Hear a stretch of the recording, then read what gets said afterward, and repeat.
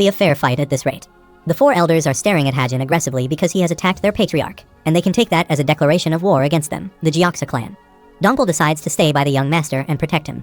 Meanwhile, Hajin has grabbed the lady's neck tightly and asks her about her relation to the secret demon queen. She tries to free herself and says she doesn't know anyone by this name. Hajin is about to kill her, saying he will ask her for the last time. Suddenly, the patriarch appears there and he attacks Hajin to set her free. He backs off immediately and protects the woman. He angrily asks Hajin what he thinks he is and why he attacked her. Hajin calls out his sword using his demonic energy and asks the patriarch to move out of his way. Otherwise, he will kill him. On the other side, Hongreon reaches the Dragon Contemplation Pavilion, the guard squad's temporary residence, and calls out her squad immediately. She informs them about the emergency and asks them to get together now. From this point onwards, the Gyeoksa clan is a code yellow enemy for them, and they are going to the patriarch's room, the back garden. Their goal is to protect the Inspector General, and everyone complies with her orders. She tries to provoke them, saying they have insulted the Inspector General and challenged the dignity of the cult. Therefore, they will show them no mercy and will prove that they are meeting their death by meeting the Berserk Demon Squad. She asks them to show the Gyeoksa clan why the Berserk Demon Squad is known as the cult's cruelest squad. At the same time, Dongpul is fighting with the four elders and blocking their path. He challenges them, saying they won't be able to reach the young master. They are surprised to see that a martial artist as young as he is holding his own against the four elders. Meanwhile, Dongpul is aware of the fact that these four elders are close to the supreme peak, and he will die if he shows any weakness. He is not afraid to die, but this will put the young master in danger. He is determined that he will protect his young master no matter what happens. At the same time, the lady is shocked to see that this young boy, who is also the third disciple of the Demon Lord, and the very man who crippled the oldest son of this clan, but he is just a disciple, and it is shocking for her to see him holding against the patriarch. She wonders how he knows about the secret demon queen, and she is shocked that he saw through his deceptive arts, which could fool even a true supreme peak martial artist. She tries to run out of there as soon as possible, but Hajin observes her movements and asks her where she thinks she is going. He attacks her with his sword, and it strikes at a distance in the water, making a dent in the ground. Hajin exclaims that he wanted to capture her alive, but it doesn't matter if she dies. He then calls the patriarch and says the Gyeoksa clan will now bear the mark of a traitor. He informs him that the secret demon queen has previously trained with the Steel Blood Fortress, and the patriarch has harbored someone associated with the Steel Blood Fortress in his clan. The patriarch has shaken the cult's trust so much that they have no choice but to demand to see all their ledgers, but once this news spreads, they will be forever ostracized from the demonic Miram. The patriarch is shocked and wonders how he knew that Pang Ryan, the woman, is the secret demonic queen's disciple. Moreover, he has never heard about the secret demon queen being involved with the Steel Blood Fortress. He then attacks Hajin angrily, asking him not to mock him with his nonsense. Hajin jumps from his place to avoid the attack, but the patriarch reaches him in an instant and unleashes his demonic arts to their fullest extent. It might be the same poison arts, but it's on a whole different level from Hong Yui Moon's. He observes that the patriarch is unleashing lethal poison with his palm techniques, and all he needs to do is concentrate the poison in one part of the body and then expel it. At the same time, Hongreon comes for Dongpul's help and fights against the four elders along with him. She looks at Dongpul and asks if he is losing with a magnificent sword. She then throws a sword toward Hajin to help him, who is struggling against the patriarch. He holds the sword, while the patriarch is ready for another attack, saying he won't be able to escape through it. His demonic poison has surrounded him from all over, and there is no way for him to escape. But the patriarch is shocked to see that Hajin has nullified his lethal poison with just one slash. He then stares at him angrily and says he won't say this twice, that he will die if he obstructs him. The patriarch gets angry and releases his demonic energy, asking if he really wants him to give his all. He has released enough lethal poison to engulf this entire area. He releases the poison toward Hajin, while others are shocked to see such an immense amount of poison at the same time. Hajin can sense that this poison is incredibly dense, unlike anything his son, Hong Yumun, has ever encountered. He wonders where that lady Pang Ryan has gone, but soon he finds her standing just behind Hong Quan, the patriarch. It seems she is unaffected by his poison. However, it's not the case because she's saturating the atmosphere with her dark QI. Now, Hajin has seen her dark QI, so he has realized what his hypersensitivity was alerting him about. This is the reason he felt so terrible when he left the divine cult, and it's not that he couldn't leave the heavenly demon divine cult. The reason he couldn't leave the heavenly demon divine cult until now is that he didn't want to. He slashes his sword to nullify the poison, but the patriarch reaches him and punches with his poisonous hand. He smiles and exclaims, this will be his end, and if he had known his wish was to die, then he would have granted it much sooner. Hajin stares back at him and thinks his only dream is to get freedom, which lies behind unresolved vengeance. Hajin grabs his hand and thinks the reason he didn't leave was because, on his own, he can't kill all the people responsible for his death. He won't be able to taste freedom until all of the people who were involved in his death are dead. He has grabbed the patriarch tightly and exclaims that it would be much more convenient for him to kill both Pang Ryung and him, and purge this vile clan. He calls him a venomous serpent and shouts that it is very nice to meet him. He then uses his skill, Explosive Mountain Blast, and punches him with his full might. An explosion occurs there, and the patriarch gets seriously injured and starts spitting blood. Hajin again jumps upon him and strikes him again. He calls Dongpul and asks him to stop Pang Ryung. She smiles wickedly and says no one can stop her. She utilizes the demonic god's gaze skill and attacks Dongpul. but Dongpul slashes his sword and cuts her fingers in one go. He moves swiftly and appears in front of her, punching her stomach to knock her down. She starts spitting blood and wonders why her attack didn't work on Dongpul. Meanwhile, Hong Sang-ho appears there and asks what he is doing. He asks him how he dares to attack the head of their house and damage their property. Hajin stares back at them while Hong continues to say that he doesn't care if he is the leader of the demon cult student, but he won't get away with this. He asks him to release their leader immediately and get on their knees, and they might show mercy at this rate. Honggrown comes forward and points her sword toward him, saying he is in the presence of the demon cult's third prince and special inspector. She gives him his last warning, and if he chooses to ignore it, they will treat them as Crimson class enemies, and the ruthless demon barbarians will be ordered to annihilate the house of the Red Serpent. Hong Sang-ho looks toward her angrily while she continues to talk. She says they might not survive, but they will suffer heavy casualties in return, and all of this will be reported back to the demon cult. He threatens them, saying all of them are dead either way. Hajin interrupts and says he just wants to take the woman with him and has no interest in the patriarch. One of the guards replies that they don't have a choice and requests them to understand the situation. He has reached the point where it no longer matters who struck first, as they wish to resolve this matter peacefully. He puts a condition: if they return their leader and approve all of their ledgers, then they will let them leave. He also hopes for the Inspector General to keep this conversation between them. Hong Sang-ho observes that he is trying to resolve this situation peacefully and warns them, saying that if they refuse to comply, they will have no choice but to resort to more forceful methods. Hajin thinks he is not an emotional fool like the second head, but his tone is getting on his nerves. He asks him if he is the acting head of this family, because it is understood that the second in command is granted full authority in the leader's absence. He replies that he is right, and Hajin stares at him, asking him to know his place and let the second patriarch talk. He exclaims that he has been running his mouth for quite some time, and he doesn't want to waste any time dealing with a fool who doesn't have the authority to make any decisions. Hong Sang-ho interrupts them and says he is the second head so that he can discuss the matter with him. He warns General Zhang, who was talking this whole time, that he won't tolerate his meddling anymore. General Zhang reminds him that their lord is their main priority, and they can't afford to provoke them.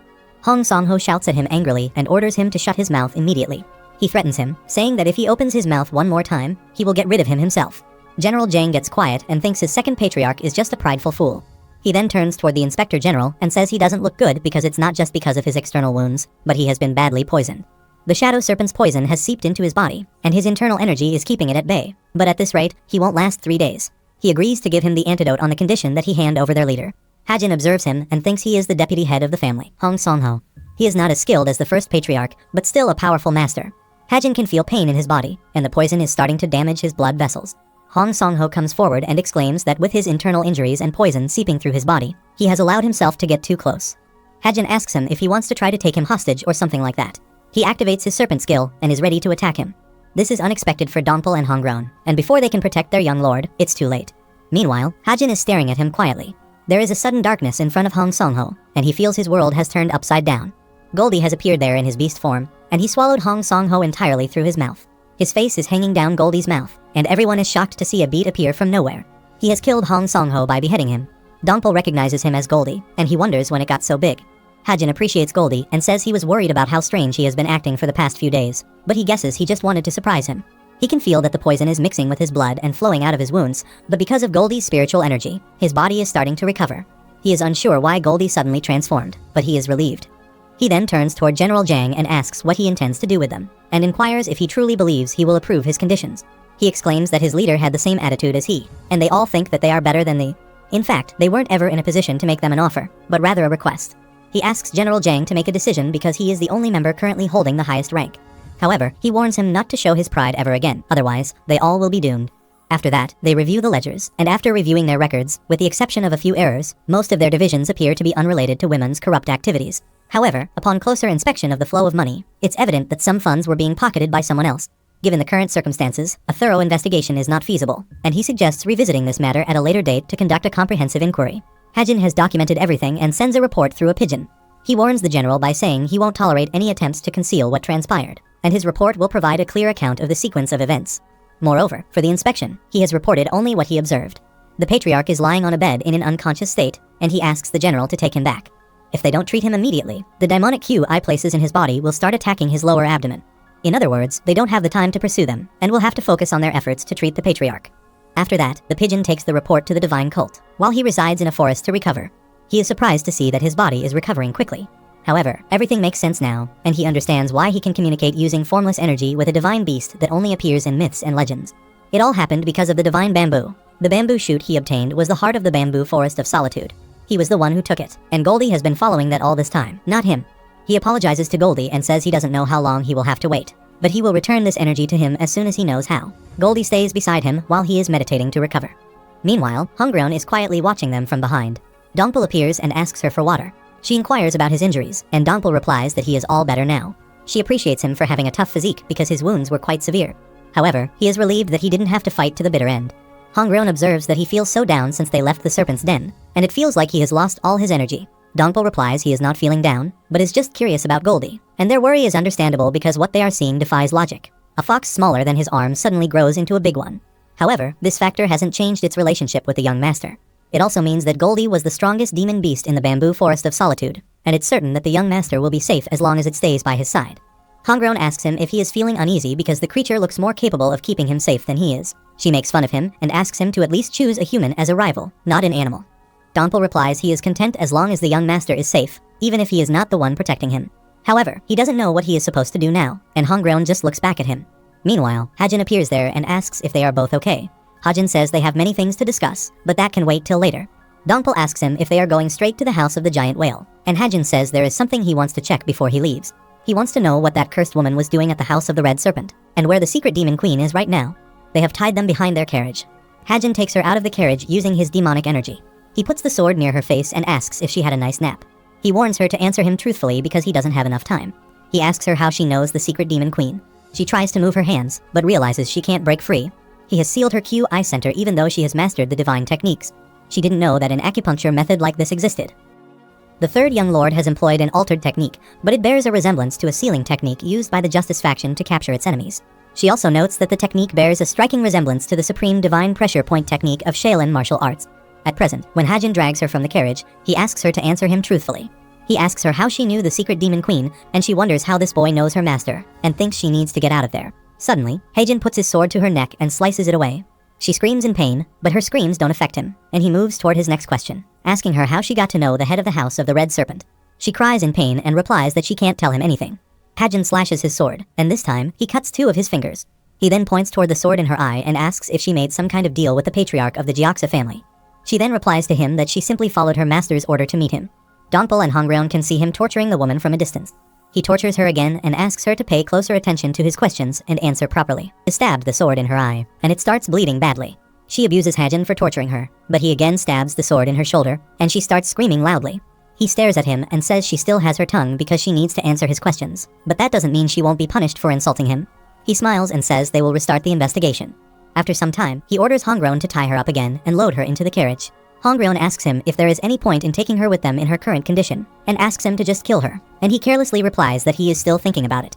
She then asks him when they are going to the house of the giant whale, and Hajin asks them to get some rest now, saying that he will give them orders later. Dongpul asks him if he is alright, and he replies that he is fine since his internal injuries are all healed, so he should make a full recovery soon. Dongpul says he isn't asking about his health, but rather if he isn't acting like his usual self. He feels like his young master has become a completely different person after seeing that woman, and not in a good way.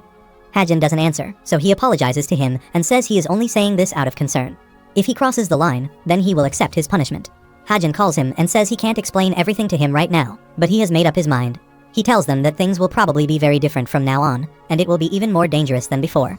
There may even come a time when he will treat him like a chess piece. Dongpul says he can treat him like a soldier, and he will still follow his orders, and this is not because of his position within the demon cult or his skills as a demon warrior. Hajin is sure that Dongpul will follow him no matter what he says, but he still wants to give him a choice. There is a big difference between being aware of his chosen path and following it blindly. He sometimes wonders if his unwavering loyalty is what made him more favorably disposed towards the demon cult. He then orders Dongpul to send a word that they will be leaving in half a day's time, but they won't be going to the house of the giant whale. Dongpul asks him where they are going.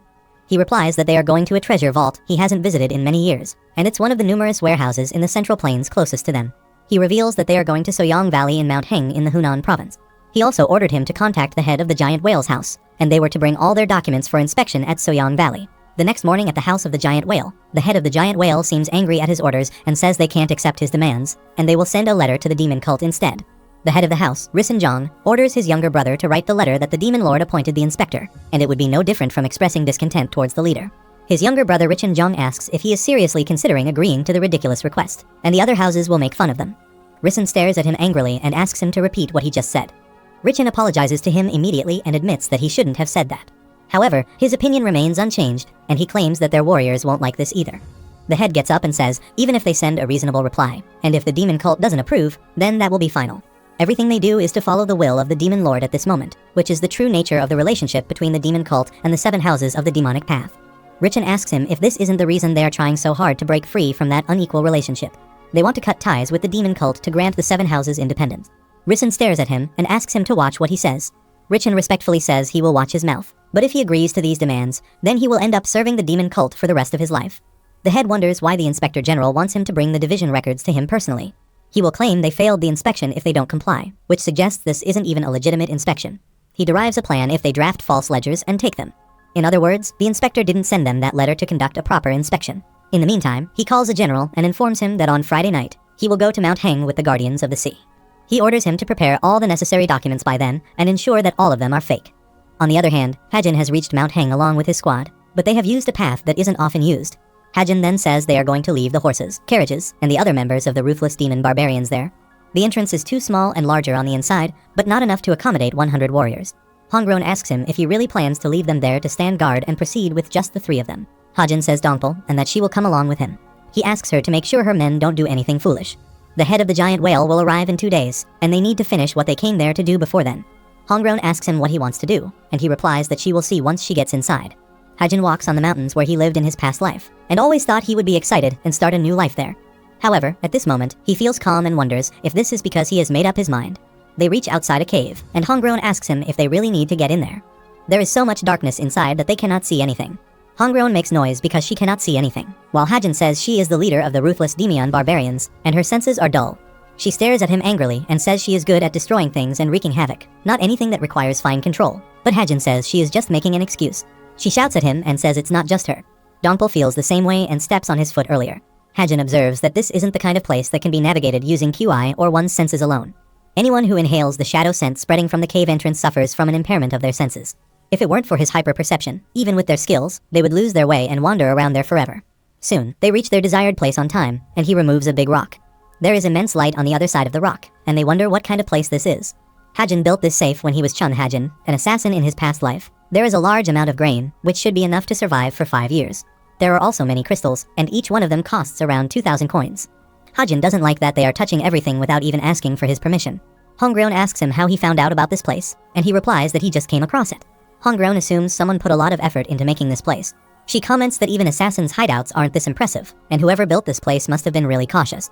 Hajin sits on a rock and calls Hongroan. He comes straight to the point and looks toward her, saying he wants her. A moment ago, when Hongroan comments that whoever built this place must have been really cautious, Hajin looks at her and thinks he built this place just to hide out. It was a secret place that belonged to the Assassin King, the greatest assassin on the Central Plains. He was more careful than anyone else, yet he devoted his entire life to serving others. Hajin thinks he was a foolish man who only realized what he truly wanted after he died.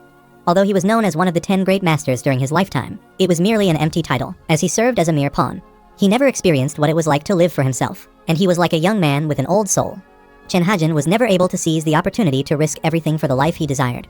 However, he was aware of the fact that he wouldn't have perished if he had focused all his efforts on succeeding from the beginning.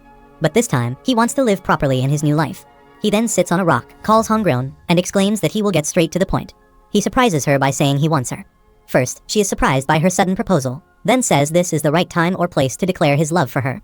However, the look on his face suggests that he is being serious, and Hajin also clarifies that he is being serious. Hongroan tries to refuse his proposal by saying she doesn't know her well, and he also knows nothing about her. She asks him if he still wants her despite all of that. Hajin replies that it's true that he doesn't know much about her, but there is one thing he knows, which is how useful she is. She clenches her fists tightly and doesn't like the feeling that he is testing her, but at the same time, it feels good to hear him say that. Hongroan calls him and says he has been acting strangely ever since they left the demon cult, but she didn't want to ask him too many questions. She thought he had his own reason for his aggressive attitude at the House of the Red Serpent, but after hearing what he just said, she really wants to know why he has changed so much.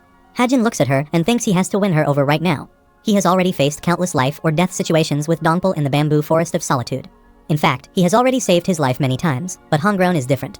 They are not close enough for her to just follow him blindly, but she is the captain of a combat unit. Wherever she goes, the ruthless demon barbarians will follow.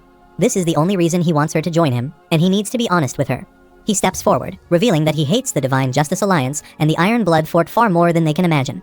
Hongroan is not surprised at all because this is something obvious for a member of the demon cult. Hajin replies that his hatred toward them is different, and he despises them so much that he wants to eradicate them completely, without letting any of them survive. He also clarifies that he has no interest in the battle of succession, and even if the demon cult has no interest in fighting them, he plans to change them. He stares at them with his bloody red eyes and declares that he will become the new leader of the demon cult. His confession is shocking to Hongryun and Dongpul, and Hajin calls her, saying this is the only reason he wants her. She doesn't care about her opponent and will go up against the Divine Justice Alliance, the Iron Blood Fort, or even the demon cult if she has to. She will fight as long as she has a reason. He also offers to let her roam as much as she wants, and she will be thrilled if she joins him. She smiles and asks if he really believes that he will become the next leader of the demon cult, and in return, Hajin swears on his life. She smiles and says he has no need to go this far, but hearing him say that fills her with confidence.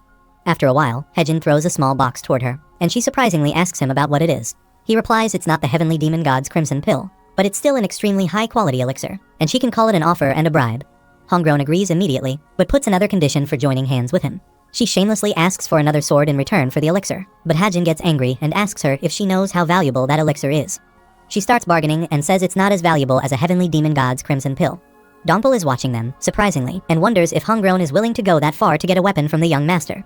After some time, he agrees to give her a sword and offers her the Roaring Tiger Blade, a divine weapon once known as the White Tiger Blade, which is perfect for someone like her. He also tells her that it's now considered to be one of the 4 legendary divine weapons, and she really likes the weapon. Hajin then asks her to sit in front of her because they are running out of time. She doesn't understand what he is talking about, and Hajin replies that he is going to spend a day transferring energy into her QI center, so she needs to focus better. If she doesn't do this, then all the precious energy will go to waste. Hongryun is now a little worried and asks him how hard he is going to make her work if he is going to help her cultivate her QI. Hajin puts his hand on her back and says both of them will benefit if she gets stronger. He is unsure if this much energy will be enough for her to survive until next year, but she is prepared for this. After that, he sits behind her and starts flowing energy through her body. The next morning, the head of the giant whale house, Risenjong, reaches the mountain with his aquad and asks the Berserk Demon Squad guards to take him to the Inspector General. Dukyong-ga, the leader of the second squad of the Berserk Demon Squad, talks to him on behalf of his leader, Hongryun, and pays his respect. He requests the head of the family to stay there for a while, and he will relay the message. Risen becomes angry upon hearing that the Inspector General is not present. He aggressively says this is not the right way to treat the head of a house after asking him to come all the way out there. Dukyeon observes that the air in this entire area is trembling from the force of his QI waves, and he has to avoid a fight at all costs until the captain returns. He then tells Risen that they went down a narrow path behind him, and they were just ordered to stand guard. Risen becomes furious because Hajin keeps him waiting after he calls him out. He asks Dukyeon to pass on his message if he doesn't come out within the next half hour. The next moment, Hongryun appears and calls him, saying they can't carry out an inspection if he's going to be this intimidating. Risen asks her about her identity, and Hongryun counters with a question, are they supposed to overlook their disrespectful attitude just this once? She then jumps from the mountain, and all the members of her group respectfully greet her by calling her their master. Risen now realizes that she is Hongryun Y, the leader of the ruthless demon barbarians. He is surprised to see that her demonic QI is stronger than he expected. He then asks Hongryun to show him the respect they deserve since he is the head of one of the 7 houses of the demonic path. But Hongryun stays arrogant and refuses to be respectful to someone so arrogant. Risenjong threatens her to kill without wasting his sweat, but she confidently replies that she couldn't be the leader of the ruthless demon squad if she were afraid of dying. Risenjang now gets angry and intends to kill her, while she stays calm and asks him to come and try his luck. In the meantime, Hajin appears with Dongpul and interrupts their upcoming fight, scolding Hongryun for treating their guests in this manner. He recognizes Risenjang immediately, and also slaps Hongryun, saying she can barely handle the surge in demonic QI after taking the pill and cultivating her energy. He apologizes to Risenjang on behalf of his subordinate. The head of the family is shocked to see that Hajin greets him first, whereas he hadn't expected him to show him respect after calling him out there. Hajin says they should finish the task quickly since they both are busy with other chores, and Risenjang shows him the ledgers from the past 3 years. Hongryun calls Dongpul and asks if the young master is okay, and she wonders how he can look fine after helping her absorb all of that energy. She is at the point that it's not easy to manipulate the QI of someone who has mastered a completely different demonic martial art. Still, Dongpul advises her to remain relaxed, as their young master is far more powerful than they could ever have imagined. Suddenly, Hajin puts all the ledgers on fire, and Risen angrily asks him what he is doing. Hajin then replies that the ledgers look fine and the inspection is over now, but Risen is shocked and says there is no way he can read all of them already. Hajin says he will make sure in his report that he passed the inspection, and now they will discuss something more important. Hajin then asks him if he is willing to lend his strength to the demon cult, and tells him that they need to destroy a location, but they lack enough warriors. Hajin reveals that they are going to seal the doors to the Wearing House of the Demon King, and for this purpose, they need their help. Risenjang is shocked to hear this and wonders why he wants to destroy one of the 7 houses of the demonic path. He asks Hajin if they have done something wrong, and he replies that he is just a humble servant following the orders he has been given. Risen angrily says he is talking about one of the 7 houses, so there is no way he can't know the reason. Hajin smiles and exclaims that he gives the same reaction as the head of the House of the Red Serpent. He exclaims that the patriarch was extremely frustrated and upset when the demon cult refused to give him an explanation. He asks Rissen Jang why he needs an explanation when he just needs to do as he is told, and asks him if he will refuse after not having received the explanation. Rissen Jang falls quiet on his straightforward question, while Hajin exclaims that he is acting on behalf of the leader of the demon cult, and he chooses whether to provide an explanation or not. He then asks Rissen Jang about his point of view on the demon cult, and whether he thinks it's a group of houses with equal status, like the Justice faction. Rissen Jang replies with a no, and Hajin stares at him, saying, "The Divine Justice Alliance issued orders to its affiliated houses and sects, and they all obey their orders without question, but they don't know what the problem is there." He asks Rissen if he disagrees with the way the leader of the demon cult does things. Rissen is getting furious with his questions, and his guards are also shocked to see a young boy talking to their head in this tone. Observing their demonic energy and seeing them stepping on their heads, Hajin slashes his sword and attacks them. Some of them fall to the ground in order to protect themselves, while Hajin's attack makes a considerable dent in the ground. He warns them not to step out of the line, otherwise, he will cut them down where they stand. He thrust his sword into the ground and asked Rissen Jang for the last time if he was going to help him or if he was going to head back instead. Rissen is shocked by his question, while Hajin continues to ask questions and inquires if he is truly loyal to the demon cult or harbors a grudge against them. It is revealed that people typically refer to the northern frontier of the Central Plain when discussing the outer region. Still, in reality, it can also encompass areas beyond the Central Plain. The four main sects of the outer region are situated in the following positions: the Northern Sea Ice Palace to the north, the Sword Palace to the east, the Dragon Palace to the west, and the Beast Palace to the south. Together, they comprise the four regions of the outer area. Still, despite being hidden by the border and the considerable influence of the Central Plain, they represent a modest force. However, it's a different story if they meddle with the hierarchy of the Central Plain. The heavenly demon cult leader of the elite warriors, Yoseong-ho, is the one who reads this information about the Central Plains and states that the four places of the outer region are conspiring with the Justice and Chaos factions in an attempt to infiltrate the Central Plains. After some time, at the village of elite warriors, Heavenly Demon Cult, and its Grand Guardian Damo asks Yoseong-ho if he recalls the resistance that the convoy from the Hall of Joy faced when they crossed paths with members of the Beast Palace. He replies with yes, saying it's hard to forget about an incident like that. They have recently received reports of unidentified masters appearing in the northern regions of Guangdong Province. However, they haven't been able to establish a proper tracking team yet, so they still don't know who they are or where they came from. Yoseong says if the defense team is putting together a tracking team, then there must be a high-value target they want to protect in the area. The Grand Guardian Damu is surprised by his intelligence and wonders if he just figured out from their brief exchange. When Damu replies with a yes, Yoseong surprisingly asks him why he is telling him a secret so easily. But he is also aware that the Grand Guardian is an honest person who doesn't try to hide anything. He is not like him, a military strategist who hides everything behind a smile and considers everything a potential weapon. He is aware of the fact that the Grand Guardian is not someone he should test lightly. Currently, a defense unit is en route to the high-value target, but it also wants to be prepared for any unexpected dangers.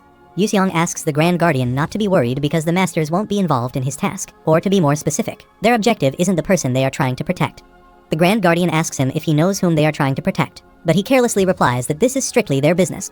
Damu asks him how he can be so sure about this, and Yoseong replies that he knows the enemy's objective, but he doesn't tell him about who they are.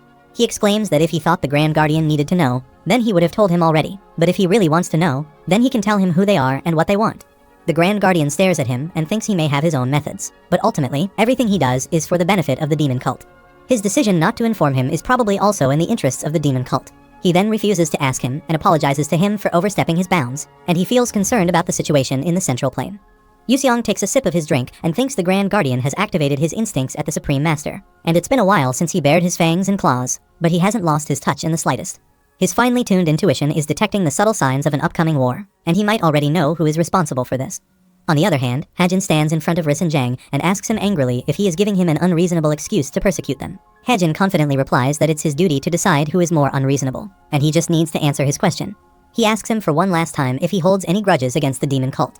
Rissen Jang replies he doesn't hold any grudge, and Hajin immediately says they will depart for the warring house of the Demon Knight tonight, and asks him to inform his house and mobilize all available forces to assemble in the vicinity of the warring house of the Demon King. Rissen Jang replies that he doesn't bear any grudges towards the demon cult, but he is not going to help him seal off the warring house of the Demon King because they belong to the 7 houses of the demonic path.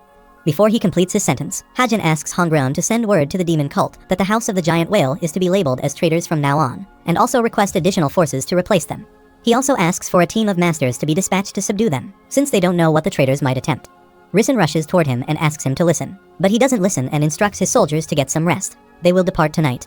Rissen Jang gets angry and releases his demonic energy, saying he has shown him nothing but respect. Yet he continues to look down on him and disregard his efforts to be respectful. Without turning his face, Hajin asks him if he can take these QI waves and bloodlust as a sign he wishes to fight. Rissen Jang takes out his weapon and replies with yes, asking him for a fight because he has shown him respect for both the demon cult and him. Still, he has chosen to label them as traitors for some ridiculous reason, and it's clear from his intentions that he wants to condemn his house no matter what he says. Rissen Jang is shocked to hear this while Hajin warns him, saying that if he is not going to help him seal off the Waring House of the Demon King, then he has decided to brand his whole house as traitors. Rissen Jang jumps from his place to attack him, but Hajin immediately reacts and dodges his attack. Rissen tries to tell him that he can't hold any grudges as an inspector, while Hajin says he doesn't believe that his house feels any resentment towards the demon cult. Rissen clarifies that he doesn't hold any grudges, but Hajin interrupts him, saying they are aware that they seek to gain independence. Rissen Jang is shocked to hear this, and Hajin says they can't hide this from the demon cult or the demon lord. They chose to refrain from saying anything outright to be considerate. He also says that if they had given him counterfeit documents, then he would have labeled them all as traitors immediately, but he didn't do that. Despite their desire for independence, they chose not to deceive the demon cult. Hajin acknowledges that, which is why he gave him another chance. Hajin asks him if he still wants to fight him badly, and Rissen Jang observes that at this time, Hajin's demonic energy is much stronger than he expected. Suddenly, Goldie appears there, dragging a lion in his mouth. Rissen Jang and his men are shocked to see a beast out there. He wonders what in the world that beast is, or if he has made a mistake while coming out there, and attacks the Inspector General. Goldie has faced him angrily and is ready to attack at any time on his master's command. Rissen is shocked to see such a powerful fox and wonders if it obeys him. Hajin calls him and asks if there is anything he wants to say to him. He lowers his head, realizing that the demon cult was already aware of his plan to gain independence. However, he is at the point that if the leader of the demon cult already knew this, but still chose to send an inspector, then he has already given him a second chance, since he could have ordered his demon warriors to wipe them out instead. Hajin asks him if he won't resist arrest, but he denies this, saying he was the only one who wanted independence and hadn't told anyone else about it. He requests that Hajin end this with him because he was the only one who was corrupted by that dangerous idea, and no one else knew what he was planning. He asks Hajin to kill him on the condition that he spare others in his house. He requests that Hajin show mercy and hopes this doesn't offend him. Hajin again asks him the same question that he is going to seal the doors of the Waring House of the Demon King, but he currently doesn't have enough troops. He extends his hand and asks Rissen if he will help him. Rissen is shocked to hear his stubbornness and thinks this matter won't be resolved by sacrificing his life. If he doesn't help him, he will have no choice but to ask for support from the demon cult, and if that happens, then Hajin has to tell the demon lord about his objection. There is only one way to save his house now, so he shakes hands with him and hopes that he accepts his offer of help as a sign of his loyalty to the demon cult. Hajin makes him sure that he will never forget the support offered by the House of the Giant Whale to help him carry out his duties.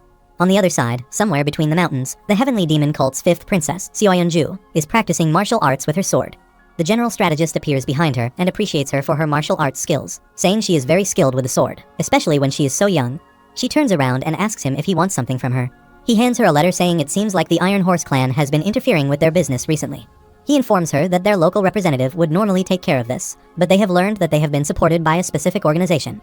On being asked, he informs Seoyeon that the Sword Palace is backing the organization. He asks her to go and check the situation, but she refuses, asking if he doesn't have anyone else, as she wants to spend this time on her training. However, the general strategist replies that he is just a messenger, and he is afraid that he doesn't have the authority to make that decision. He thinks she is the most talented among the leader's students, but she still has much to learn.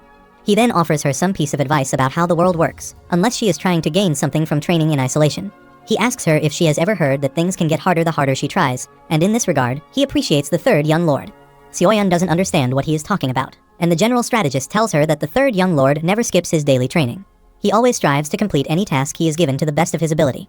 He also thinks hard about how to solve problems, and this activity engages others as well. He doesn't hesitate to charge in fearlessly when he needs to fight, but also knows when to use his head.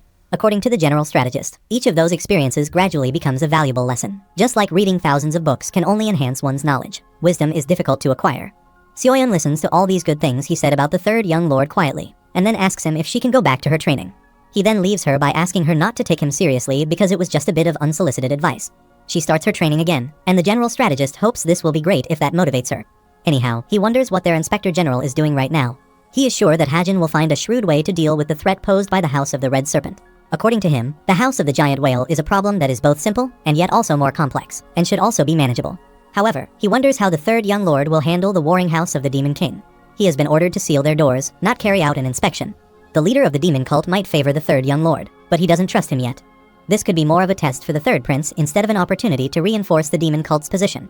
On the other side, near the Waring House of the Demon King, Rissen asks Hajin what he wants to do since they have reached their territory. He asks Hajin when they should make their move, and Hajin replies that big events are always more fun when they are held at night. He looks toward Rissen and says they will move now, and Rissen, surprisingly, thinks he just can't figure him out.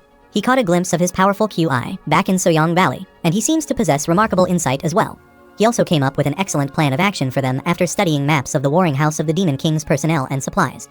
He is impressed that his martial arts skills and battle strategies are exceptional. and he is clearly unparalleled in his ability to execute surprise attacks. However, it is also a fact that Hajin is remarkably inexperienced in many aspects. He is more than capable of leading an organization, but he would struggle to secure that position first. Risen wonders if he should really trust a strange young man. Soon, they arrive at the warring house of the Demon King, where the guards ask them to wait until their master completes his training. The head of the warring house, Guangzhou, is training in his house. Honggrown angrily calls the guard and says the inspector from the demon cult is there, so the leader should drop everything to come and greet him. The guard straightforwardly replies that no one is allowed to disturb his master's training, even if the leader of the demon cult in person comes there. Risen notices that the situation is deteriorating, so he interrupts and says that if this were just a routine visit from the head of another house, he would be willing to wait. However, the elite inspector is there on behalf of the leader of the demon cult. The guard refuses and says his master will not allow him to be interrupted during his training. Risen asks him to at least show some respect to the inspector general, but he stares him back and exclaims that he is just following his orders. Suddenly, Hajin comes forward, releasing his QI, and says he wants to take a break from all the talking he has had to do recently. He stands in front of the guard and asks about his name, and he replies with Yangzhou. The guard is shocked to feel his demonic QI and asks him what he is trying to do. Suddenly, he jumps over the guard and jumps into the house where the house head, Guangzhou, is training. He is about to punch Hajin as an involuntary action, but stops his hand while being impressed by his jump. He threatens him, saying he would be dead if he hadn't stopped his punch just now. Hajin observes that he already knew about their arrival, yet he ignored them. He asks him how long he planned to keep them waiting, and Guangzhou carelessly replies that he would let them wait until he is satisfied. Hajin smiles at his answer, while he surprisingly asks him what is so funny about this. Hajin replies that he is using training as an excuse for refusing an inspection, which is so pathetic that he can't help but laugh. He also heard that his house was renowned for its fighting spirit, but it appears that some have confused ignorant, reckless behavior with true spirit. Guangzhou calls him nothing but an insolent child who hides behind his status as an inspector. Hajin calmly tells him that the demon lord has sent him to seal his doors. Guangzhou is shocked to hear this and asks what he is talking about, but Hajin releases his demonic QI and exclaims that he is not going to respond to someone who lacks basic manners. Guangzhou asks him for an explanation, but Hajin attacks him and says the inspection time is over. Guang jumps from his place to dodge his attack, and asks him who he is and why he is doing this. Hajin immediately calls Honggrown and Risen, ordering them to summon their men and attack. He smiles and allows them to kill anyone who resists them. Guangzhou is shocked to hear this, while Hajin exclaims that he has been itching for a fight ever since he gave him that pathetic excuse, and challenges him, saying he will show him what a real fight looks like. He releases his immense demonic energy and exclaims that it's time to find out if he has the skills to back up his confidence. In the meantime, the Berserk Demon Squad also attacks the guards, and one of the guards asks them what they are doing. Honggrown hits 3 of them at once and exclaims that violence has always been more effective than words against fools like them. Meanwhile, Dongpo also covers some of the guards and starts killing them all. Risen Jiang thrusts his sword into the ground, releasing his Kai, asking everyone to back off. He has shaken the ground so much that the guards lose their balance. He orders the Guardians of the Sea to move out their squad. Meanwhile, Guangzhou is fighting with Hajin, but he can't keep up with his movements, and wonders how this young man is better at light step techniques than he is. He wonders if the rumors that he defeated the head of the House of the Red Serpent are true. Hajin keeps attacking him using his legs and arms, while he shields his arms with QI, but Hajin still breaks his arms. Hajin then kicks and pushes him away, while he shockingly thinks this young boy is completely different from him. He is just shocked at his movements and wonders how he suddenly switched from a fatal slash to a deadly thrust in an instant. Hajin rushes toward him, bringing his sword, while Guangzhou is unable even to catch his breath. He somehow manages to avoid his attack, but a part of the sword touches his chest and makes him bleed. He thinks Hajin is as strong as the Demon Lord, and he falls to the ground. Hajin reminds him again that anyone who defies the inspector gets reported directly to the leader of the demon cult. He asks Guangzhou if he knows the meaning of this. He then gives him a choice, which is the same choice he gave the heads of the House of the Red Serpent and the House of the Giant Whale. He asks him if he is going to cooperate, or if he wants to get wiped out, and he has to make a decision now. A few days later, the General Strategist reports to the Demon Lord about all 7 houses of the demonic path. He asks the General Strategist about his opinion about Hajin, and according to him, the 3rd Prince did really well. He thinks his methods were a little violent. He exceeded his expectations, and he wouldn't have been able to achieve these results by relying on impressive martial skills and brute force alone. He was particularly surprised to hear that he enlisted the help of the head of the House of the Giant Whale. Still, he tells the Demon Lord that the head of the House of the Giant Whale shouldn't be underestimated, and he is not someone who is easily overpowered or persuaded. However, the General Strategist says the 3rd Prince deserves praise for persuading him to assist in sealing off the warring house of the Demon King. The Demon Lord pours some drink into his cup and says the 3rd Prince is not just talented, but he is also intelligent. But he feels like the General Strategist doesn't view him as a valuable asset.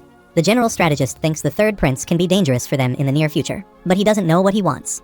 Until now, countless demon warriors have been assigned missions to carry out, and some focus solely on completing their duties, while others disagree with their assignments, prioritize their survival over the mission, or seek to profit from it. In other words, they all have their own objectives, but the General Strategist doesn't see any of this in the 3rd Prince. He can't predict what he is going to do next, while the Demon Lord gets up and asks him to walk with him. He then walks ahead of him and says the reason he struggles to anticipate his next move is that he overestimated him. He is sure that the third prince has finally made up his mind. Otherwise, he wouldn't have taken such decisive action. However, he is also unsure about his decision, and assumes they are about to see him finally make a name for himself after struggling to fit in for so long. The general strategist observes that the demon lord is framing it as an assumption, but he sounds quite confident about it. The demon lord asks him when the third prince will return, and he replies that he has completed his assignment, so he should be back soon, but he never mentioned when he would be returning in his report. The demon lord then asks him for the update on the Sword Palace, and he replies that they have been staying in the southern region of humans for the past 10 days. He is glad that the third prince won't run into them because there is no benefit to unnecessary conflict, especially when he must be exhausted. The demon lord interrupts him and says the third prince has fulfilled his duties, but now all he needs to do is come back. The general strategist immediately says he will send them some money to make sure they can afford to take a detour on their way back, and he doesn't need to confront them now that he has completed his inspection of the 7 houses. But the demon lord forbids him and says if they happen to cross paths, it's likely they will end up fighting, but if they don't, he will probably just return. The general strategist surprisingly replies that the third prince is currently appointed as a special inspector, which means he is representing the demon lord.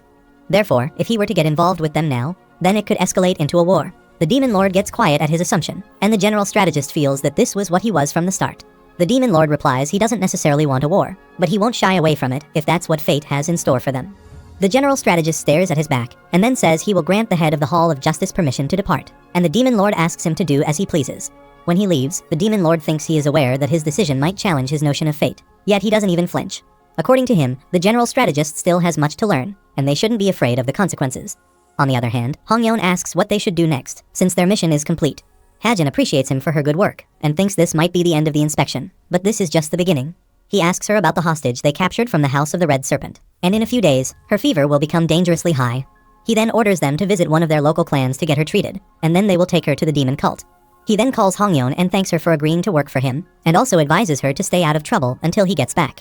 She asks him if he is not coming with them, and Hajin replies that Dongpul and he need to make a stop somewhere first. He throws some badges on the ground and thinks he doesn't want to become the leader of the demon cult, because becoming a godlike figure that everyone admires, like Chenseong, doesn't interest him anyway. He then calls Master Risen and asks for his help, inquiring if he will accompany him while he questions him about his destination.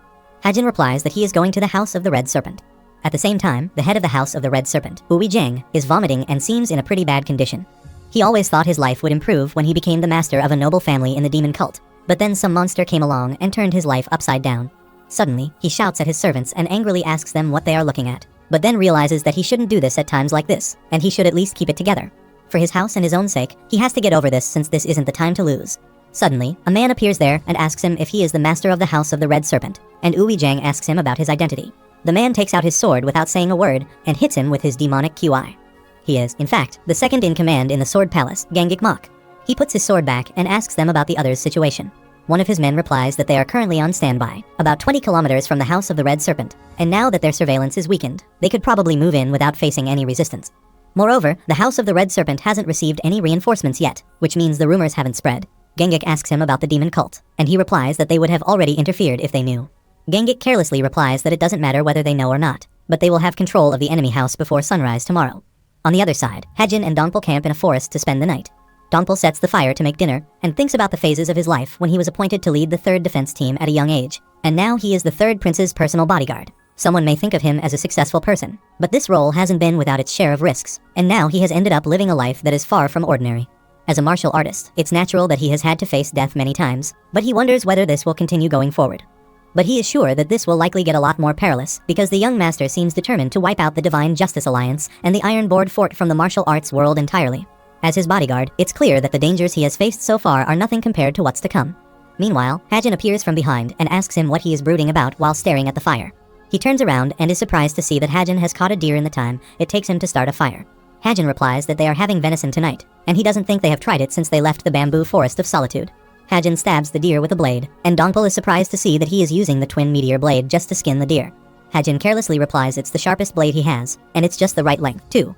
He's using the divine triple slash, a showy technique he demonstrated to him in the bamboo forest of solitude.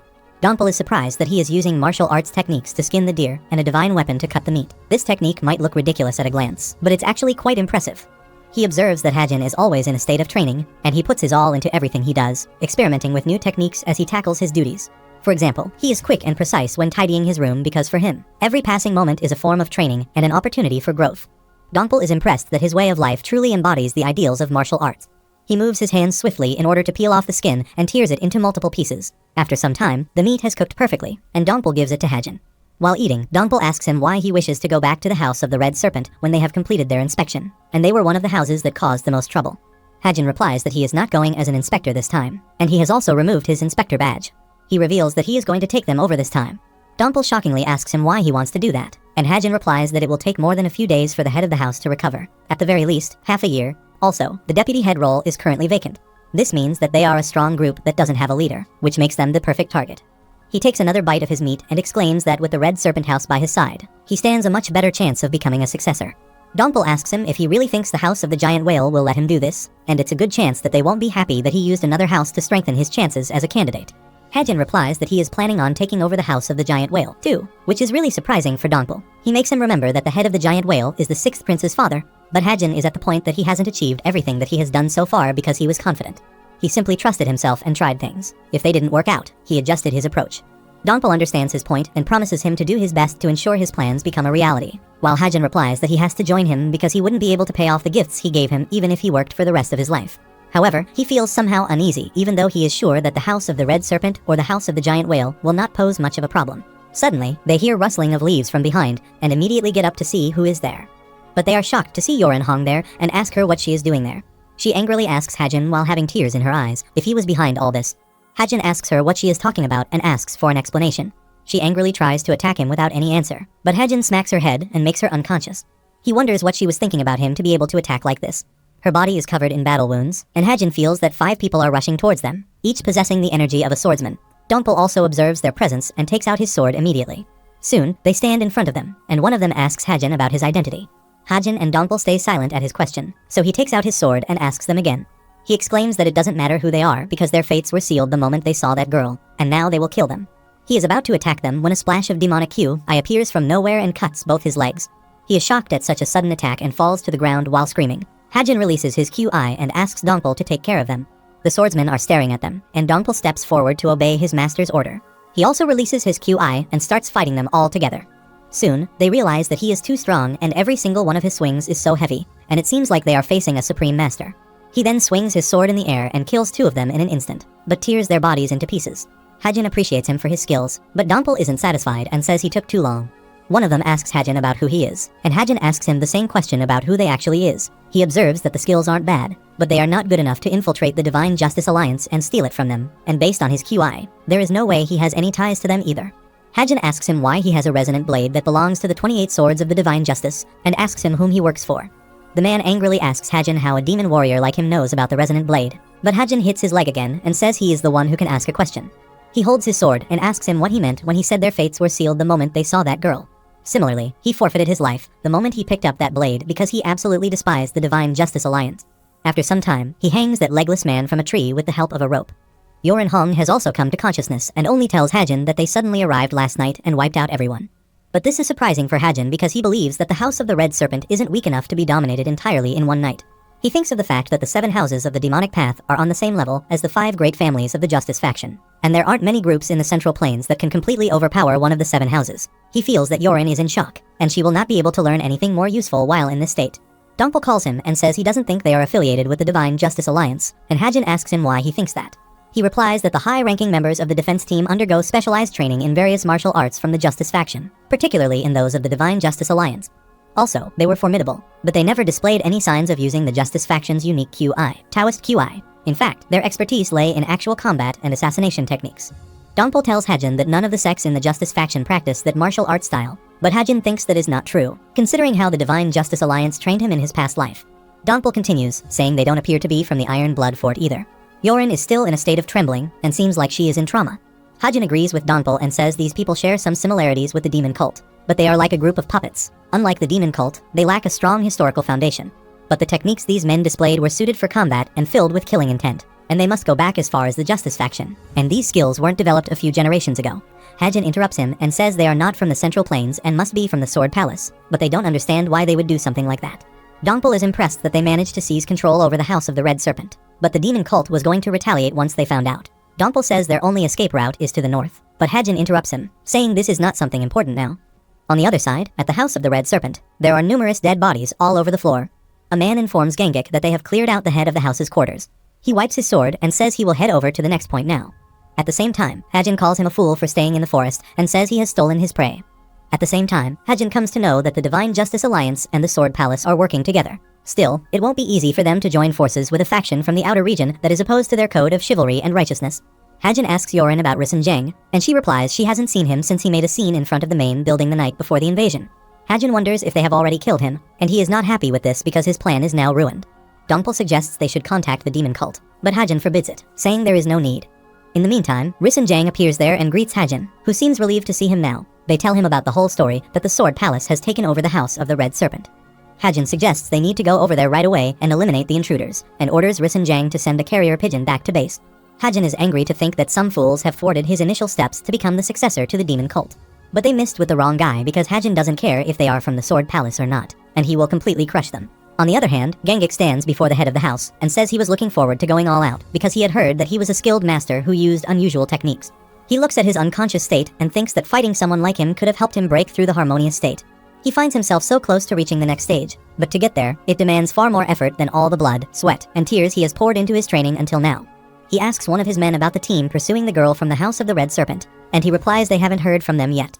Gangik orders him to send Soha after them, but he tries to argue, saying the leader will be furious if they find out that they sent him to deal with something like this. Gangik stares at him angrily without answering, and he obeys his order while apologizing. He then sits down for a drink and thinks about the entire plan they have devised with the leader of the Divine Justice Alliance.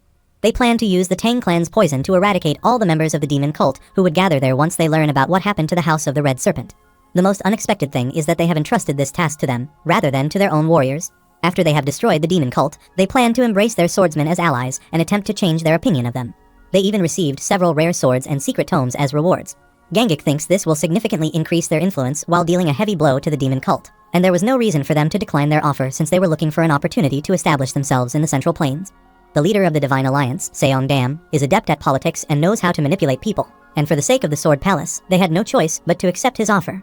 However, aligning themselves with such a dangerous individual is extremely risky, and they can't afford to let their guard down even for a moment. Suddenly, one of his subordinates appears there and informs him that their preparations are complete, and they have just received a word from the Divine Justice Alliance that they have prepared a route and will send a guide by midnight in 2 days. Gangik puts his cup on the table and orders him to start spreading rumors throughout the demon cult that an unknown group has seized the House of the Red Serpent. On the other hand, the Sword Palace Junior Commander, Soha, follows the footsteps of his lost comrades and discovers where they changed their direction. A guy informs him that these tracks appear to be around 2 hours old, while Soha is angry at missing people, as they had made him come all the way out there just because they couldn't catch a little girl. Suddenly, Hajin appears there and asks whom they are talking about. Soha asks him who he is, while Hajin exclaims that he is impressed that they are stiff and that Soha can handle a few masters on his own. Soha gets ready for a fight and wonders when he appeared there when he didn't sense his presence at all. In the meantime, Dongpul also appears there, and he is surprised because he couldn't feel him either. In the next moment, they realize their mistakes because Hajin and Dongpul are not alone, and at least 100 warriors are surrounding them at this moment.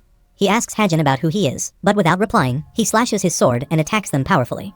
They all fell to the ground under the effect of the cut trees caused by Hajin's attack. He then comes towards Soha since he seems to be their senior, and asks him to answer all of his questions properly if he wants to die a swift and painless death. Soha seems scared of Hajin's aura, and is unable to deny what he wants. After some time, someone appeared at the Red Serpent House and destroyed the main gate. A man informs Gangik about him, and says he seems to be a very powerful master. He gets up to see that man, but the guard informs him that a strange man is holding Soha hostage. Gangik smiles on hearing this and thinks things are going to be interesting. Hajin calls them loudly and declares that he is the Inspector General from the demon cult. He has made a huge hole in the ground, and Dongpul observes that he has become even stronger. There is no doubt that he has advanced to the next stage after completing these inspections.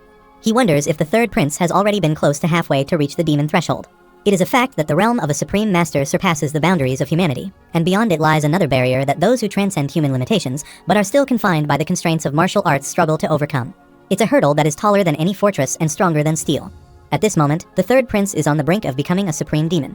Hajin closes his fist and thinks it will be great to meet a master who could really get his blood pumping right now. Suddenly, they feel a wave of attack coming from the building. Dongpul covers his face to avoid the attack and says they are much stronger than he expected. Hajin stays calm and thinks the enemies are sharp enough to send chills down his spine while also giving off ominous and strange vibes. They are acting like they are the owner of this palace. But this is the kind of energy he has expected from a top-tier master who seized control of the House of the Red Serpent's territory. He thinks the opponent is someone who can make him feel his presence strongly. He must be the second in command at the Sword Palace.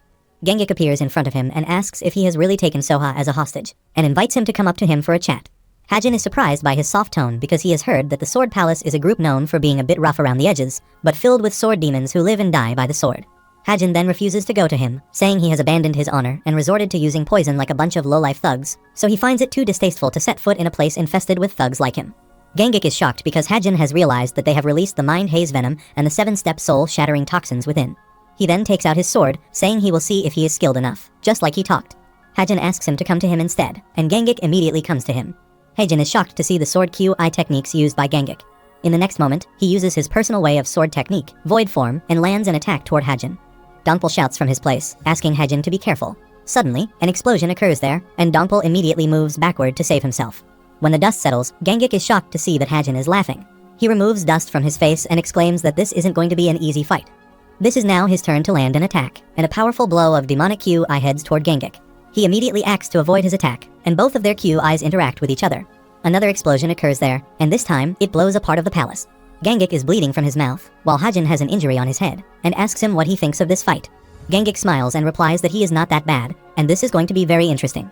The next day, the rumors spread all over the country that a certain group had taken over the House of the Red Serpent, and they believed the third prince was currently making his way there after completing his duties as inspector. But the problem is that if the enemies are this strong, then the third prince must be in danger. The Penal Law Hall Master has brought some soldiers, and they are all heading toward the Red Serpent House. He stops at a certain place and informs the soldiers that they will use the light step techniques for the rest of the way and reach there by nightfall. He seems determined and also asks everyone to save the third prince at any cost.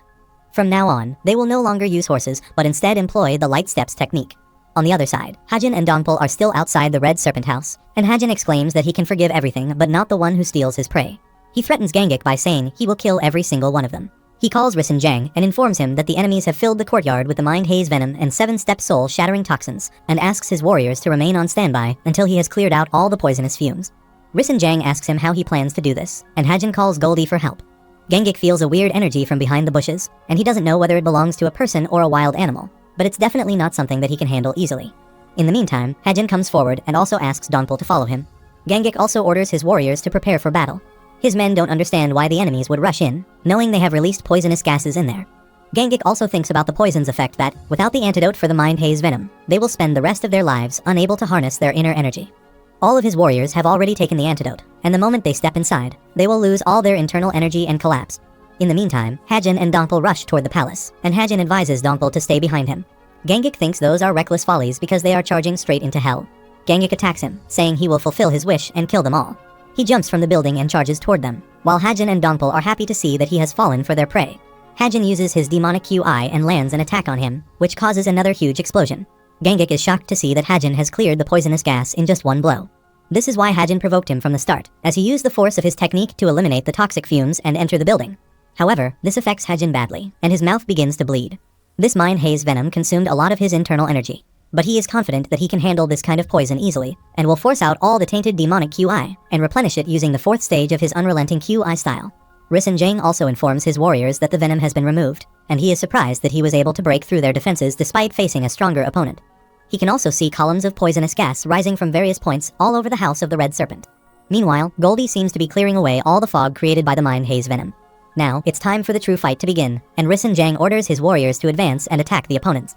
Further explosions occur there, and the Sword Palace's warriors seem worried to see the destruction of the entrance to the courtyard.